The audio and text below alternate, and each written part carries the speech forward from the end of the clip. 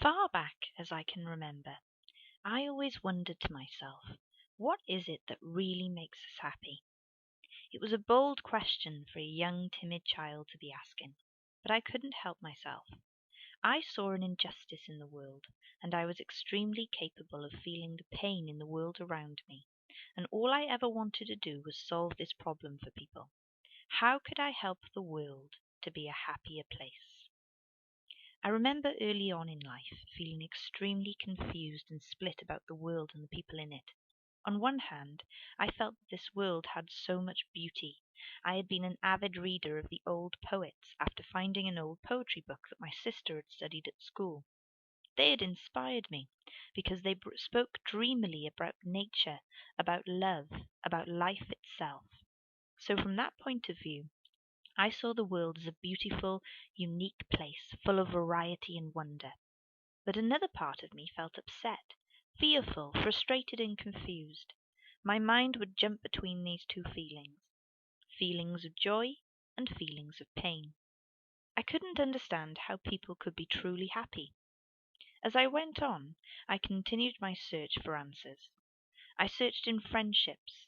I searched while I was working at jobs. I searched when I was learning to drive. I searched at college. I searched in boyfriends.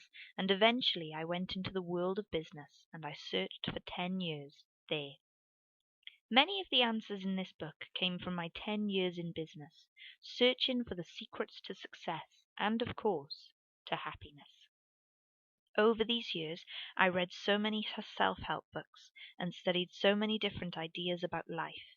These included mindset, meditation, thinking big, feeling the fear and doing it anyway, hypnotherapy, transcendental meditation, out-of-body experiences, spiritual connection with old energies, reincarnation, the study of the brain, neuroscience, quantum physics, Buddhism, Reiki, and many, many more. During my studies, I discovered an idea that intrigued me greatly. The idea that happiness is better achieved internally rather than externally. The idea that happiness is not accumulated from without, but that it is tapped into from within. This idea was profound to me. In fact, I loved the idea. I loved that I could be happy regardless of what was going on around me. The only problem I saw with it was that I couldn't see how it would help anything. Even if I could be happy, regardless of the suffering in the world, regardless of the things that I saw people going through, how could that make anything better for them? As I continued to study, I found evidence that shocked and surprised me. I found evidence that proved to me that being happy actually affected the world around me and that my being happy helped others.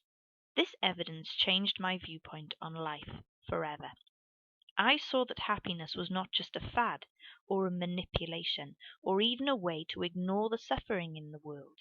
I saw that happiness was actually the force that would save us. This book is designed for simplicity.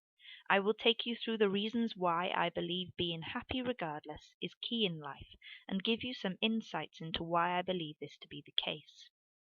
I have also created a workbook section at the back of the book in which you can go through the processes for yourself and practice being happy regardless.